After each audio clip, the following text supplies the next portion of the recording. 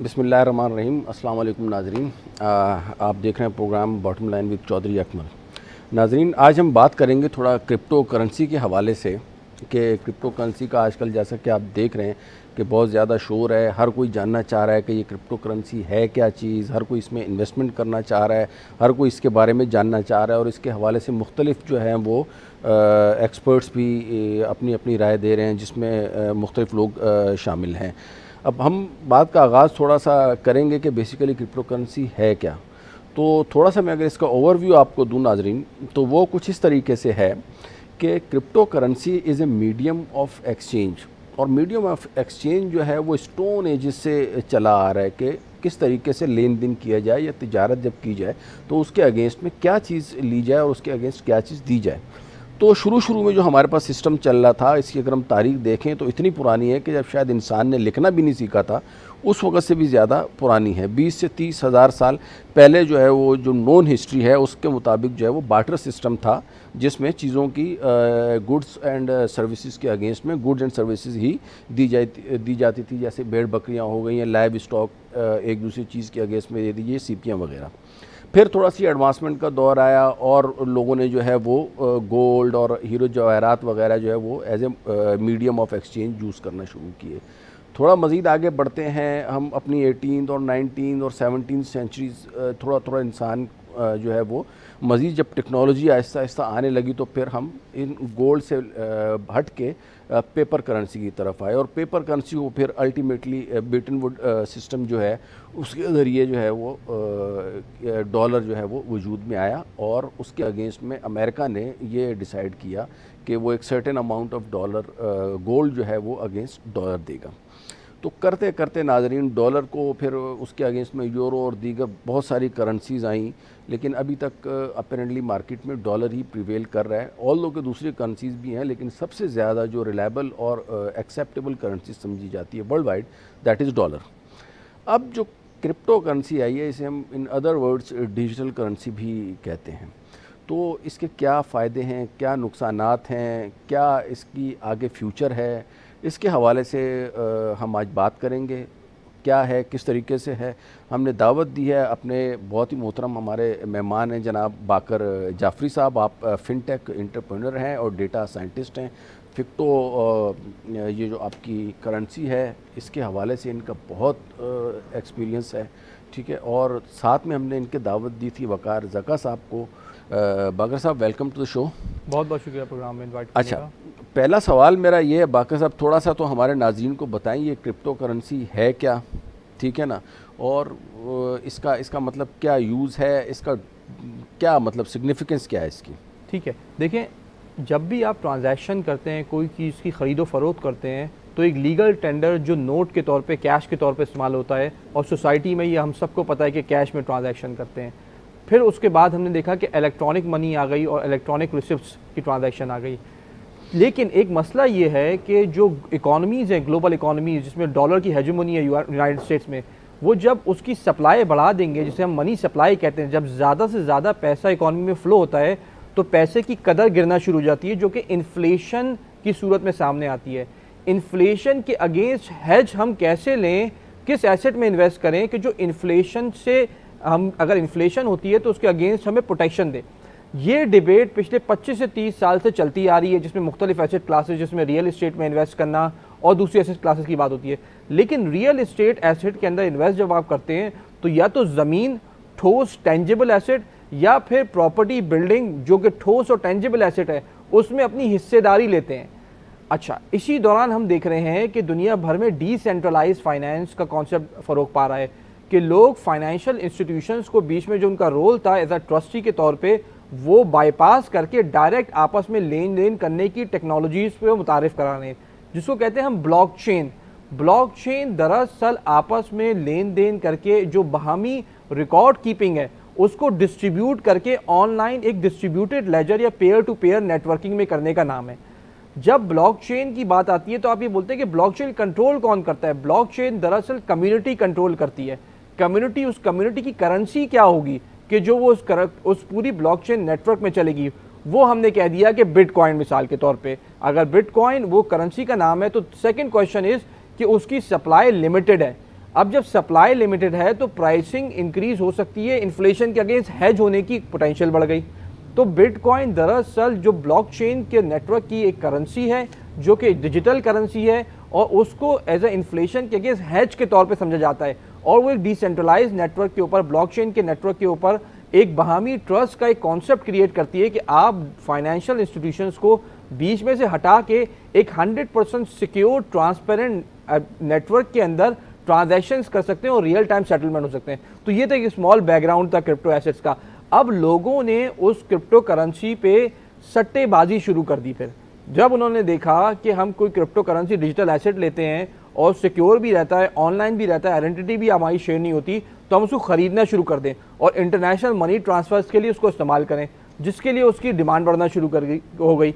फिर दूसरी जानिब हमने देखा बहुत ज़्यादा इंटरनेशनल एक्सचेंज भी उसमें शामिल हो गई कि आइए आप इसकी लेन देन करें और हम आपको 10 टाइम्स, 20 टाइम्स, 50 टाइम्स मार्जिन पे ये करेंसी खरीदते और बेचते हैं। जब आप मार्जिन इंक्रीज करते हैं किसी भी एसेट का, तो आप उसके अंदर से सट्टेबाजी भी बढ़ाते हैं, वॉलेटिलिटी भी बढ़ाते हैं और उसकी वैल्यूएशन भी बढ़ाते हैं। यही हमने देखा बिटकॉइन की वैल्यूएशन की इंक्रीज या दूसरी क्रिप्टो करेंसी की वैल्यूएशन की इंक्रीज की सूरत में सामने आया। इसके 3 एस्पेक्ट हैं जो यू नीड टू अंडरस्टैंड। एक तो बिटकॉइन एज अ टेक्नोलॉजी बहुत ही नॉवल टेक्नोलॉजी है, दुनिया भर में इसका इस्तेमाल हो रहा है, मल्टीपल इंडस्ट्रीज में इसका इस्तेमाल हो रहा है, न सिर्फ फाइनेंस बल्कि रियल इस्टेट और दूसरी इंडस्ट्रीज के अंदर इसका इस्तेमाल हो रहा है। एक है क्रिप्टो करेंसी जिसको एसेट क्लास के तौर पे इन्वेस्टिंग के लिए इस्तेमाल किया जा रहा है, जिसमें अमूमी तौर पे बहुत ज़्यादा सट्टेबाजी भी रिसेंटली हमने देखा इंटरनेशनल मार्केट में हुई है। और तीसरा इसका है ब्लॉकचेन माइनिंग, जिसमें आपको बिटकॉइन माइनिंग और इथेरियम माइनिंग होती है, जो एक सर्विसेज सेक्टर है जिसमें आप वो हैश का एल्गोरिथम सॉल्व करके पूरे नेटवर्क के अंदर एक इंपॉर्टेंट पिलर के तौर पे सामने आते हैं और आपको इंसेंटिवाइजेशन मिल जाती है उसी नेटवर्क की करेंसी के तौर पे। तो ये 3 डिस्टिंक्ट एस्पेक्ट हैं, लेकिन अनफॉर्चुनेटली यहाँ पे लोगों ने क्रिप्टो करेंसी में सट्टेबाजी को ज़्यादा फ़रोग दिया है और ब्लॉकचेन को एज अ टेक्नोलॉजी फ़रोग नहीं दिया और बिटकॉइन माइनिंग के ऊपर कोई खातिर ख्वाह काम नहीं हुआ। अच्छा, अगला मेरा क्वेश्चन है बाकर साहब, ये बताएं कि ये क्रिप्टो करेंसी है जिसमें बिटकॉइन जो है वो बहुत ज़्यादा वो है पॉपुलर है, तो ये किस हद तक मतलब डॉलर को या दीगर करेंसीज को जो है वो चैलेंजिंग दे सकती है आपके ख्याल में फ्यूचर में? देखिए, आपको एक चीज़ समझनी पड़ेगी कि कोई भी 2 एसेट, एक की सप्लाई अगर आप कंट्रोल रखें और दूसरे की सप्लाई आप बढ़ाते चले जाएं, तो जिसकी सप्लाई कंट्रोल होगी वो उसके मुकाबले में अप्रिशिएट होती चली जाएगी। बड़ी सिंपल सी लॉजिक है। क्रिप्टो करेंसीज अगर ब्लॉकचेन टेक्नोलॉजी और मजीद सिक्योर होती है, स्ट्रॉन्ग होती है, इसकी कॉस्ट माइनिंग की कम होती है, तो लोग इसको अल्टरनेटिव एसेट के तौर पे इस्तेमाल करेंगे। लेकिन इशू यही आ रहा है कि प्राइसेस इंक्रीज हो रही है, वॉलेटिलिटी बढ़ रही है, लोग उसको सट्टेबाजी के लिए ज़्यादा इस्तेमाल कर रहे हैं और उसको मार्जिन के ऊपर बाय कर रहे हैं, जिसकी वजह से बहुत ज़्यादा अनसर्टनिटी ओवरऑल इस एसेट क्लास में आ गई है। अच्छा, मार्जिन के ऊपर जब हम बाइंग करने की बात करते हैं तो कहने का मकसद ये कि जैसे अगर हम स्टॉक में इन्वेस्ट करते हैं तो उसमें हमें मार्जिन जो है वो 5% के लगभग मिलता है, यानी अगर हम 5 रुपये लगा सकते हैं तो 5% उसके ऊपर मार्जिन मिलता है। इसमें सुना है कि 20 टाइम जो है वो मार्जिन होता है, इस वजह से लोग जो है वो ज़्यादा इसकी तरफ अट्रैक्ट हो रहे हैं। अमूमी तौर पे पाकिस्तानी स्टॉक मार्केट के अंदर आपको 4 से 5% 4 to 5 टाइम्स मार्जिन मिल जाता है। मीन्स ये कि अगर आप 25% कैश रखवाते हैं, अगर आप 1000 रुपये कैश देते हैं एज अ कोलैटरल, गिरवी रखवाते हैं, तो ब्रोकर आपको बोलता है कि आप उस पर 4000 की पोजीशन ले लें। लेकिन जब आप क्रिप्टो एसेट्स में जाते हैं और ये डेरिवेटिव्स मार्केट में जाते हैं, फ्यूचर्स मार्केट में जाते हैं, तो आप 1000 के अगेंस्ट 20,000, 30,000, 40,000 की भी पोजीशन ले सकते हैं। इसका मतलब क्या है कि अगर आपको 20 टाइम्स मार्जिन मिल रहा है तो आपने फॉर एग्जांपल एक बिटकॉइन की कीमत में 20 बिटकॉइन खरीद लिए। अब अगर बिटकॉइन की कीमत 5% गिर गई तो आपका अकाउंट उड़ गया। यू नीड टू अंडरस्टैंड, इसको प्रॉपर्टी से ना मिलाइए। प्रॉपर्टी आप कैश पे लेते, मार्जिन पे नहीं लेते। कोई भी एसेट क्लास जो आप मार्जिन पे लेंगे उसकी छोटी सी कीमत में उतार चढ़ाव से आपका प्रिंसिपल वाइप आउट हो सकता है, आपको मार्जिन कॉल आ सकती है और आपका पूरा अकाउंट उड़ सकता है।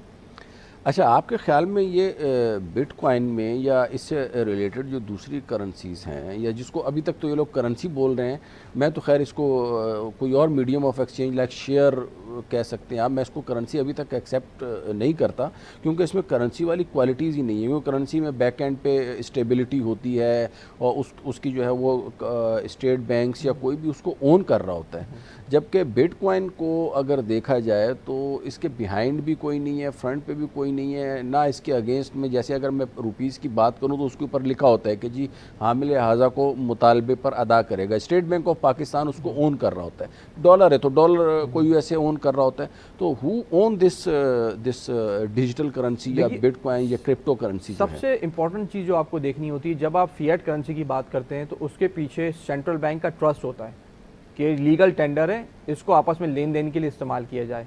जबकि क्रिप्टो करेंसी की जब बात करते हैं तो it's purely based on market dynamics.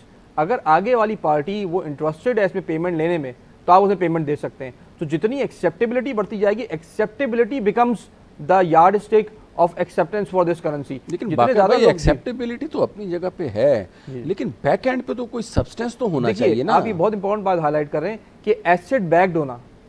अब अगर आप स्टेट बैंक की करेंसी या लोकल फिएट करेंसी की बात करें तो वो एसेट बैक नहीं है बाय द वे, लेकिन उसकी भी ये ट्रस्ट है। नाउ अब अगर आप बात करें रियल एस्टेट के बेस्ड डेरिवेटिव्स इंस्ट्रूमेंट्स की, जिसके पीछे रियल एस्टेट होती है, तो एसेट बैक्ड है। Crypto currency is not asset backed, इसलिए वॉलेटाइल है और लोगों की परसेप्शन के हिसाब से बहुत ज़्यादा उतार चढ़ाव का शिकार हो जाती है। So this is one flaw, but you need to understand blockchain as a technology वो एसेट बैक्ड टोकन्स भी इशू कर सकती है, लेकिन लोगों को ये पता नहीं है। लोग दरअसल क्रिप्टो करेंसी का जो क्रिप्टो मैनिया जिसे हम कहते हैं, उसमें इतने ज़्यादा इन्वॉल्व हो गए हैं कि वो बाय करते रहते हैं, सट्टेबाजी करते रहते हैं, मार्जिन पे इन्वेस्ट करते रहते हैं और अपने अकाउंट को धो बैठते हैं हाथों। नाज़रीन, इसके साथ ही लेते हैं एक ब्रेक और मिलते हैं ब्रेक के बाद।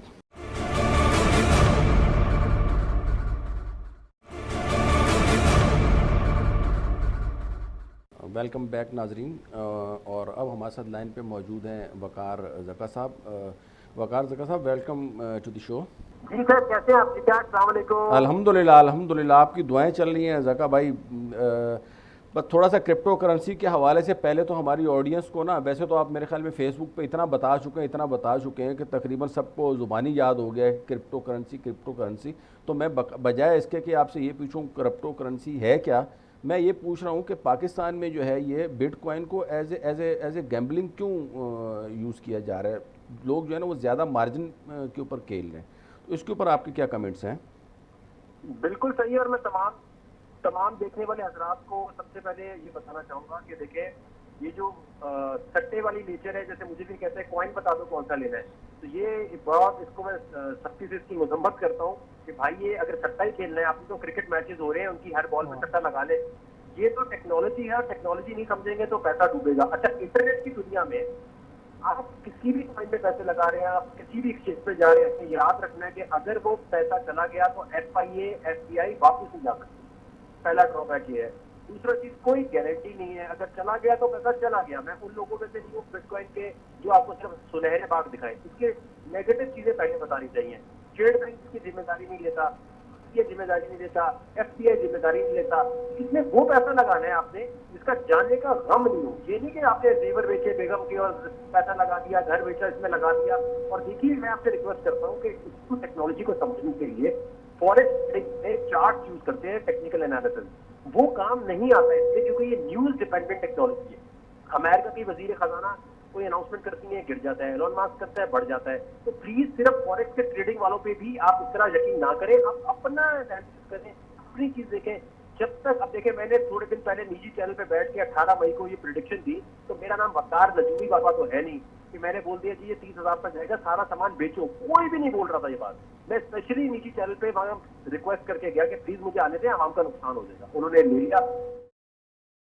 कैसे आया था वो? इस तरह आया था कि मुझे एनालिसिस, जितने लोग देख रहे हैं, आप ऑन चेन एनालिसिस देखें यूट्यूब पर, वो आपको वो जब तक हम नहीं पढ़ेंगे नहीं आएगा। जैसे ऑपरेशन करने जाता है ना डॉक्टर, तो MBBS में आप पोजीशन होल्डर भी हैं, तो आप ऑपरेशन करने नहीं घुसेंगे, आप ऑपरेशन करेंगे वो भी 3-4 साल के बाद। तो क्रिप्टो करेंसी में जितने पुराने होंगे, जितना टाइम लगा चुके होंगे, जितने लॉसेस फेस कर चुके होंगे, फिर प्रॉफिट बनाएंगे। तो खुदारा आजकल हर कोई इसका साइंसदान बन गया है, हर कोई कहता है ये कॉइन ले लो, वो कॉइन ले लो। मैं और बराए करम इसमें सट्टे से तो दूर ही रहे। देखें, एक वो हराम भी है, और दूसरी जो चीज, असल चीज है, आप देखें, तिजारत करना बुरी चीज नहीं है, लेकिन मसला ये मेरे भाई, आप क्यों पैसा लगा रहे हैं इसमें? आपको पत्ते कॉइन ऊपर किस तरह जाता है ये नहीं पता, तो उस बिजनेस में पैसा नहीं लगाते जो समझ नहीं आता। अच्छा, आपने वकार ज़का साहब फेसबुक के ऊपर एक पेज भी बनाया हुआ है, और उस पेज के ऊपर माशाल्लाह 50 से 55 हज़ार के करीब फॉलोअर्स भी हैं आपके, और उनसे भी आप तकरीबन कोई $10 पर मंथ चार्ज कर रहे हैं। तो ये वाली जो इनकम आपकी होती है इसको भी आप उसी में बिटकॉइन में ही इन्वेस्ट कर रहे हैं या कोई और इसका मतलब वो कर रहे हैं आप?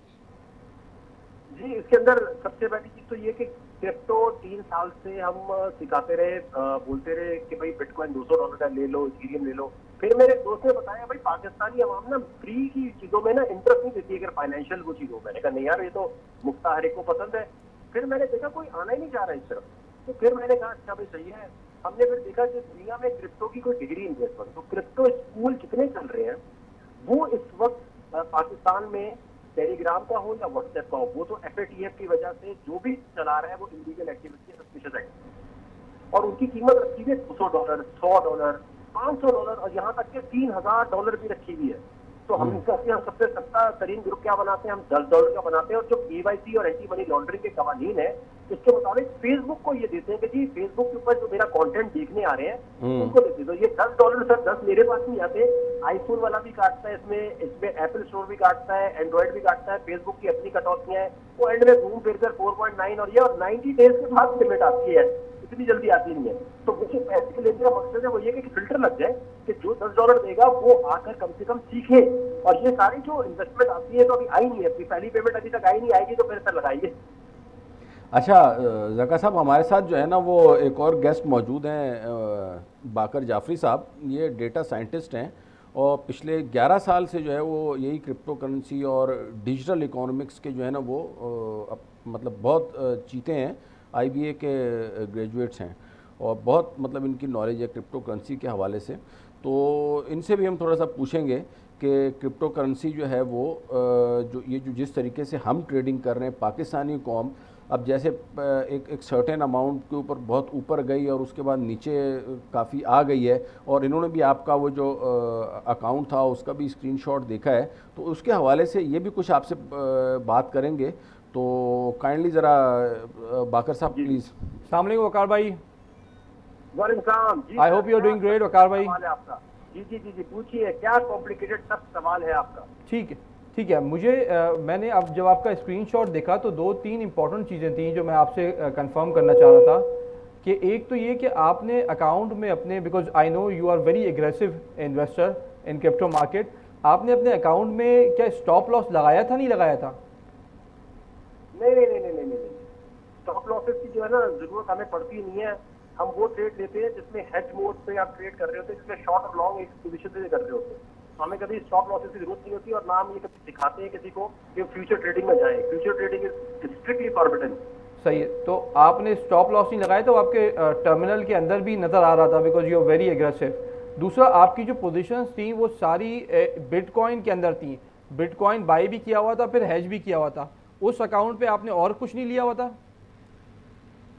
नहीं, उस अकाउंट से और कुछ भी लिया हुआ था, वो एक ही पोजीशन होती है, इतनी सारी पोजीशन ले नहीं सकते आप।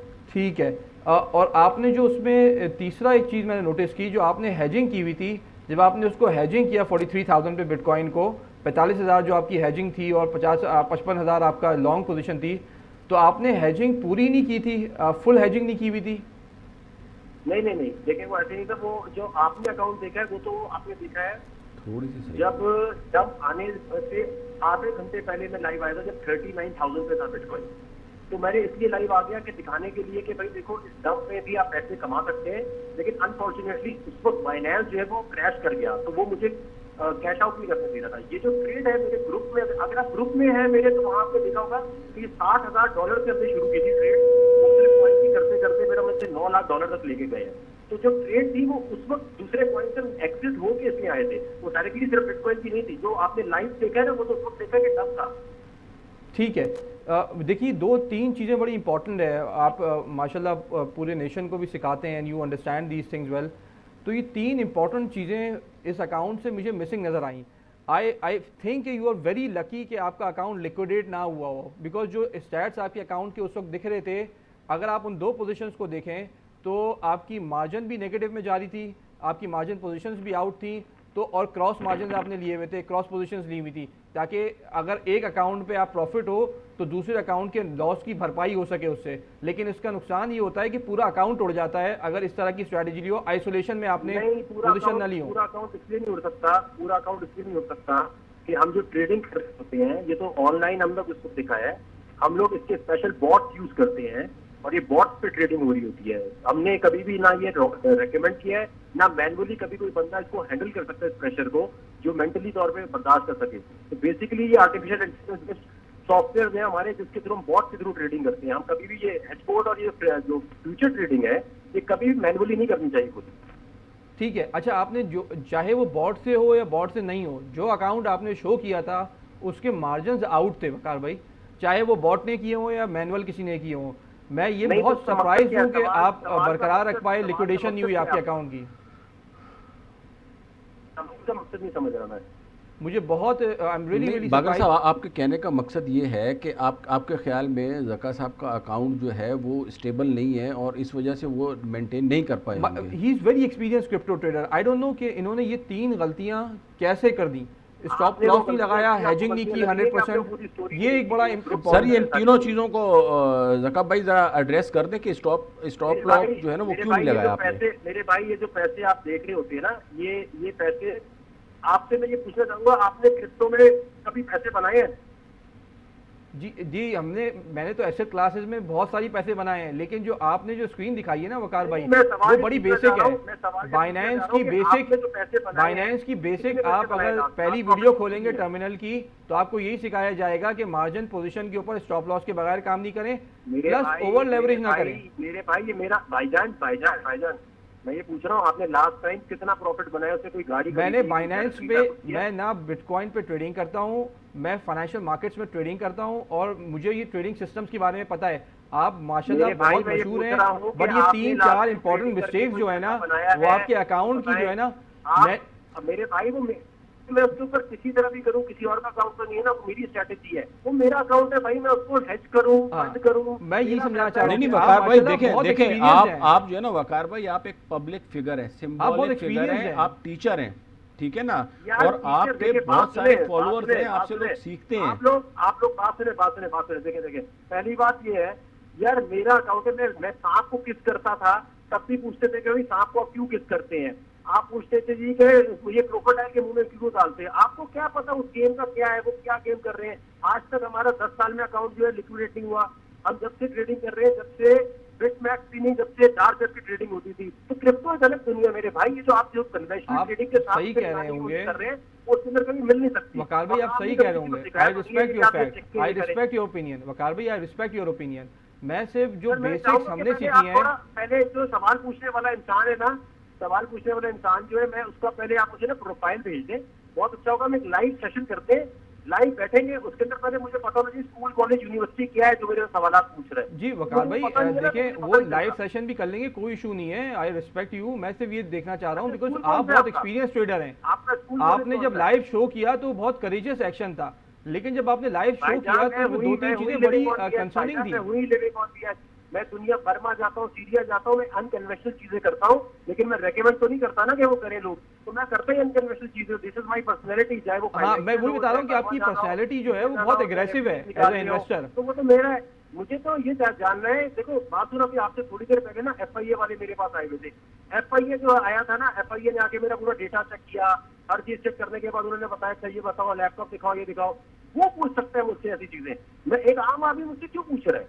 आप देखिए, नहीं तो FIA वाले ज़का साहब, FIA वाले आपके पास क्यों आए थे? माजरत के साथ आप बताएंगे थोड़ा सा सर, ये FIA वाले ज़का भाई, आपका मुझे क्रेडिबिलिटी नहीं पता कि आप कौन है, आप मुझे काम देखिए, मैंने आपसे 3 इंपॉर्टेंट सवाल पूछे हैं वकार भाई। देखिए, let's not take it personal Waqar भाई। वकार भाई ऐसे ना Let's not करें। take it personal. सर वकार साहब, थोड़ा सा बोलने का मौका दें। आप ये कह रहे हैं कि FIA वाले आपसे क्यों पूछगछ करने आए थे, कोई आपने इलीगल एक्टिविटी की है? ये तो बिल्कुल लीगल है और कानूनी है। कौन है? आप होस्ट होस्ट मैं चौधरी अकमल, FCM में कॉस्ट एंड मैनेजमेंट ये अकाउंटेंट। अभी अगर आप होस्ट हैं तो आप मुझसे सवाल पूछ सकते हैं ना, मैं यहाँ क्रॉस क्वेश्चन बैठ के 3 लोगों के जवाब देने तो नहीं आया ना। चले मैं आपसे पूछ लेता हूँ। माजरत वकार भाई, बेसिकली मेरा पॉइंट सिर्फ इतना था कि मैं भी क्रिप्टो करेंसी के बारे में काफ़ी हद तक जानता हूँ, मैंने ट्रेडिंग भी की है और आपके माशाल्लाह जो तज्जिए होते हैं उनको मैं लाइक भी करता हूँ। लेकिन जो आपने स्क्रीन शेयर की थी ना ज़का भाई, नहीं वकार ज़का साहब, मैं सिर्फ और सिर्फ एक सवाल ये करना चाह रहा था आपसे कि जो आपने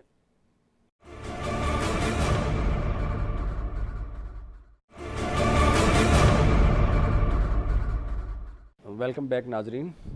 गुफ्तगू कर रहे थे हम वकार ज़का साहब से, और जैसा आपने देखा उनसे हमने मुख्तलिफ सवालात करने की कोशिश की, उनकी जो मुख्तलिफ पॉइंट्स थे उनको हमने हाईलाइट किया। कमिंग बैक टू बाकर भाई, तो इस पूरी गुफ्तगू से क्या आपने नतीजा अखज़ किया? बात तो वही आखिर आके निकलती है ना कि पाकिस्तानी कौम है और एक जो है ना वो एक सट्टे का एक एलिमेंट इसमें स्टार्ट हुआ है कि आपको 20 गुना ज़्यादा प्रॉफिट मिल रहा है, 5 रुपये लगाओ और 100 रुपये का आपको प्रॉफिट का आसरा हो जाता है। तो अल्टीमेटली तो ये बिटकॉइन तो फिर यही है ना, ये तो एक जुआ हो गया मेरे ख्याल में, ये करेंसी तो ना हुई। जी देखिए, जब भी रिस्की एसेट क्लासेस की बात आती है तो ये दुनिया भर में इन्वेस्टमेंट का किंडरगार्टन जो होता है ना, बेबीज़ क्लास, उसमें ये चीज़ें सिखाई जाती हैं। 4 चीज़ें बहुत ही इंपॉर्टेंट। एक, जब भी पोजीशन लें रिस्की एसेट क्लास पे तो आप स्टॉप लॉस लगाएं, शॉर्ट टर्म में इन्वेस्ट कर रहे हैं अगर साइक्लिकल इन्वेस्टर हैं आप। दूसरा इंपॉर्टेंट ये है कि आप लेवरेज ना लें, ठीक है, और लेवरेज लें तो स्टॉप लॉस के कॉम्बिनेशन के साथ लें। तीसरा ये कि डाइवर्सिफाइड पोर्टफोलियो बनाएं। देखिए, ओवरऑल आपके पोर्टफोलियो का रिस्क, जिसको स्टैंडर्ड डिवीजन कहते हैं, वो कम रहे। देखिए चौथा बाकी भाई ये है, आप थोड़ी सी बहुत टेक्निकल लैंग्वेज यूज़ कर रहे हैं। Let me clear it very simple language. Portfolio को अगर मैं थोड़ा सा आम जुबान में आपको बताना चाहता हूँ तो मतलब ये कि don't put your eggs in same basket. आप मुख्तलिफ अशिया लें, आप एक ही चीज़ ना परचेज़ करें, आप सिर्फ बिटकॉइन में इन्वेस्ट ना करें, मुख्तलिफ करेंसीज लें, मुख्तलिफ डिनोमिनेशन की चीज़ें लें, ताकि आपके पास अगर कोई एक चीज़ लॉस में जा रही है तो अगर किसी और में प्रॉफिट हो जाए तो एक सर्टेन पोर्टफोलियो आप इसको मेंटेन करें। This is what we call portfolio, ठीक है ना। ये एक बाकायदा स्ट्रेटेजिक फाइनेंशियल मैनेजमेंट का सब्जेक्ट है और इसमें पोर्टफोलियो मैनेजमेंट सिखाई जाती है। हैजिंग क्या होती है, अब इसमें वकार ज़का साहब ने हैजिंग के हवाले से भी बड़ी उसमें मिस्टेक्स की हुई थी कि इन्होंने जो है ना वो 55 के ऊपर फॉरवर्ड का कर दिया था सौदा और 45 का 10 का डिफरेंस था उसमें। बाकिर भाई जो है इसको फर्दर इसको करेंगे। तीन चीज़ें मैंने आपको आइडेंटिफाई की। स्टॉप लॉस ना लगाना, डाइवर्सिफिकेशन का ना होना, उस पर्टिकुलर अकाउंट की बात कर रहा हूँ, हो सकता है वकार ज़का साहब के दूसरे भी अकाउंट है उसमें वो डाइवर्सिफाइड करते हो। तीसरा, उनका एक इंपॉर्टेंट चीज़ हम देख रहे हैं कि लेवरेज का लेना। 20 टाइम्स लेवरेज लिया हुआ था, मतलब 1000 के ऊपर 20,000 की पोजीशन ली हुई थी। ओहो, यानी कि आपका मतलब कहने का है कि 1000 रुपए की जो आपने उनका स्क्रीनशॉट देखा है और हम नाज़रीन आपको नजर भी आ रहा होगा, ये इन्होंने अपने फेसबुक के ऊपर शेयर किया हुआ था, हम उसी की बेसिस के ऊपर ये चीज़ एक्सट्रैक्ट कर रहे हैं। चौथा इंपॉर्टेंट चीज़ थी कि हैजिंग करना। अब हैजिंग जब भी होती है, hedging is a market neutral strategy, जिसमें जितना आपने लॉन्ग किया हुआ होता है आप उतना ही शॉर्ट करते हैं, तभी आपका रिस्क खत्म होता है और टेम्पररी आप मार्केट की वॉलेटिलिटी से बच जाते हैं। जब मार्केट स्टेबलाइज होती है तो एक साइड का सौदा काट देते हैं और दूसरी साइड के सौदे के ऊपर आप कंटिन्यू करते हैं। He by design was long on bitcoin, उस पर अच्छी खासी इनको अर्निंग्स भी हुई, लेकिन वहां जाके इनकी रिस्क मैनेजमेंट, जो कि इनके अपने स्क्रीनशॉट ने बताया, with very I got a huge respect for him, but जो उनका स्क्रीनशॉट बता रहा था वो ये बता रहा था कि चारों कार्डिनल मिस्टेक्स पोर्टफोलियो के अंदर की गई। अब वकार ज़का साहब, अच्छा, बीच में वो एफआईए का भी जिक्र कर रहे थे, कोई एफआईए इसी हवाले से तो नहीं डिस्कस कर रही थी, या शायद वो वैसे ही? आई डोंट नो, वो he has to decide, he has to जज। मैं किसी के बारे में कमेंट नहीं करता। वो रिपोर्टेडली उन्होंने प्रोग्राम में बताया, बट माय पॉइंट इज ये 4 की मिस्टेक्स हैं जो कि तमाम तरह इन्वेस्टर, चाहे वो पाकिस्तान में, दुनिया भर में कहीं भी हैं, बेसिक टेक्स्ट बुक खोलिए, इसको पढ़िए। अगर आपका जो टीचर है ये 4 मिस्टेक अपने पोर्टफोलियो के अंदर सामने करके 22,000 कमेंट्स लाइव देख रहे हैं आप, और ये 4 मिस्टेक्स आपको पोर्टफोलियो के अंदर नजर आ रही है, तो या तो वकार भाई बहुत ज़्यादा एग्रेसिव हो रहे थे अपनी स्ट्रैटेजी के अंदर, इसलिए उन्होंने 4 मिस्टेक्स की। बट ये मैं आपको बात बता दूं बड़े precisely, I can go live with anybody anywhere, ये 4 मिस्टेक करके आप चाहे जितने भी लॉन्ग एसेट के ऊपर जाएं, चाहे वो बिटकॉइन हो, कुछ भी हो, आपका अकाउंट इवेंचुअली उड़ेगा। बिकॉज जब भी मार्केट वॉलेटाइल होगी, आप डिसीजन मेकिंग आपकी खराब होगी, आपका रिस्क मैनेजमेंट खराब होगा, और एक होता है आपका पैरालिसिस, जिसे कहते हैं हम डिसीजन पैरालिसिस। जब मार्केट आपके अगेंस्ट जाती है तो आप बिल्कुल साकेत हो जाते हैं और आप फैसला नहीं कर पाते कि आया आपको पोजीशन बंद करनी है नहीं बंद करनी, तो आप उसका शिकार होंगे। और जो हज़ारों अकाउंट जो मुतासर हुए उनके साथ, वो भी इसी वजह से डिसीजन पैरालिसिस का शिकार हुए। जो स्टॉप लॉस नंबर 1, लेवरेजिंग नहीं करनी, ये number 2, third is the diversification, and fourth is hedging strategy सही से करें। So that these are the core 4 mistakes जो कि नहीं करनी चाहिए। अच्छा बाकिर भाई, मुझे ये बताएं, ये बात तो अब ऑडियंस की भी हमारे बहुत अच्छे तरीके से समझ में आ गई होगी कि बिटकॉइन में जो है ना वो इट्स नॉट ऑलवेज संडे, कभी कभी जो है ना वो वर्क डे भी आ जाता है, या हॉलीडे हमेशा नहीं होती और हमेशा फ़ायदा नहीं होता। तो हमारी तो ये बहुत ज़्यादा अपने तमाम पाकिस्तानी अवाम से भी एडवाइस है, सब लोगों से हमारी ये एडवाइस करते हैं, बल्कि दरख्वास्त करते हैं के पोर्टफोलियो मैनेजमेंट करें प्रॉपरली, जो क्वालिफाइड किस्म के जो एक्सपर्ट्स हैं उनके थ्रू काम करें, ताकि आपकी अर्निंग का जो है वो रिस्क जो है वो कम से कम हो। ये ना हो कि कोई आप अपनी जमा पूंजी जो है वो उसे हाथ धो बैठें, क्योंकि जितना ज़्यादा रिस्क होगा उतना ज़्यादा लॉस का ख़तरा होता है, उतना ही ज़्यादा ऑल दो कि गेन का ख़तरा भी होता है। लेकिन we always being accountant we consider losses, profit को हम नहीं अकाउंट फॉर करते, हम लॉस को अकाउंट फॉर करते हैं। और वैसे भी हमारे अगर मजहबी नुक्ता निगाह से भी देखा जाए तो भी इस तरह के फ्यूचर के सौदे, और अगर आपके पास उतना माल है नहीं, आपने अपने उससे ज़्यादा ख़रीद लिया, तो ये वो भी उस हवाले से भी इसमें थोड़ी बहुत लिमिटेशंस आ जाती हैं। ठीक है, तो इस मामले पे तमाम पब्लिक को और आवाम को देखना चाहिए। और इसके साथ साथ अगर वकार ज़का साहब भी इस बहुत अच्छा काम कर रहे हैं, मैं इसको जो है ना वो बाकायदा इस प्लेटफॉर्म से अप्रिशिएट करता हूं कि उन्होंने एटलीस्ट अवेयरनेस तो एटलीस्ट इनिशिएटिव लिया है, लेकिन इसको फर्दर लीगलाइज करें प्रॉपरली, एससीपी में और अपने रिस्क आप को इनलिस्ट करें। एससीपी के जो रिस्क मैनेजमेंट आपको लर्न करना पड़ेगा। अगर आप Exactly, अपने risk अकाउंट की रिस्क मैनेजमेंट नहीं करेंगे तो आप हजारों लोगों के अकाउंट की रिस्क मैनेजमेंट कैसे करेंगे? और उसको लाइव अगर दिखाएंगे विद ड्यू रिस्पेक्ट, वकार को हम देखते रहते हैं, उनसे इंस्पिरेशन भी लेते हैं, the way he actually approaches the overall digital economy जो फरोग दिया उन्होंने, दैट्स वेरी गुड। बट ये 1 2 3 जो कार्डिनल मिस्टेक्स हैं पोर्टफोलियो मैनेजमेंट में, ये आपको एक्सपोज कर देंगी और ये दूसरों की वेल्थ डिस्ट्रॉय कर देंगी अगर आप इसको प्रॉपर तौर पे समझ के, पढ़ के, सर्टिफिकेशन के बाद इन तमाम तर कवानीन को नहीं लाएंगे अपनी पोर्टफोलियो मैनेजमेंट में। तो एक आएगा एग्जोजिनस, जिसे हम ब्लैक स्वान इवेंट्स कहते हैं, और वो आपका पूरा अकाउंट लेके चला जाएगा अगर रिस्क मैनेजमेंट नहीं होगी। And anything that I am saying right now, जो भी चीज़ मैं बता रहा हूँ, जो वकार साहब के सामने डिस्कस हुई, जो पॉइंट्स मैंने हाईलाइट किए हैं, अगर कोई कंफ्यूजन है तो आप मेरे लिंक्डइन पे बाकर जाफरी के नाम से आए, मुझसे सवाल पूछें, I will stand by all these comments. अच्छा बाकिर भाई, प्रोग्राम का टाइम रह गया बहुत कम, हमें इसको करना है वाइंड अप। नाजरीन, आज की गुफ्तगू आपने सुनी और उम्मीद है कि आपको इससे फ़ायदा हुआ होगा और बहुत कुछ लर्न करने को मिला होगा कि स्पेकुलेशन की तरफ और दूर के ढोल जो है ना वो हमेशा सुहाने लगते हैं। तो बजाय इसके कि आप दूर के ढोलों की तरफ जाएं और अगले को कमाता देखकर या अगले के पक्के देखकर अपने कच्चे भी ना गिराएं, बल्कि बहुत हौसले के साथ और बहुत ही होशमंदी और अक्लमंदी के साथ दानिश का मुजाहरा करें। इसके साथ साथ जो हमारे इदारे हैं, एफपीआर है, एससीसीपी है, ये जो रेगुलेटरी बॉडीज़ हैं, उनको भी इस मामले के ऊपर ख़ास तौर पे तवज्जो देनी चाहिए, क्योंकि इससे पहले स्टॉक एक्सचेंज के हवाले से भी बहुत स्कैम हो चुके हैं और उसमें अल्टीमेटली जो है वो लॉस जो है वो पब्लिक का ही हुआ है, चाहे वो प्रॉपर्टी के स्कैम्स हों, स्टॉक एक्सचेंज के स्कैम्स हों। तो इससे पहले कि अगर एक नया स्कैम हमारे सामने खड़ा हो, क्योंकि जो जिस तरह की गलतियां इनके अकाउंट में नज़र आ रही थी वो अल्टीमेटली अकाउंट सस्पेंशन की तरफ जाती हैं, जिसकी वजह से लाखों लोगों ने लाखों रुपए का नुकसान किया होगा। तो इसके साथ ही नाज़रीन इजाज़त दीजिएगा। प्रोग्राम उम्मीद है आपको पसंद आया होगा। अल्लाह हाफ़िज़।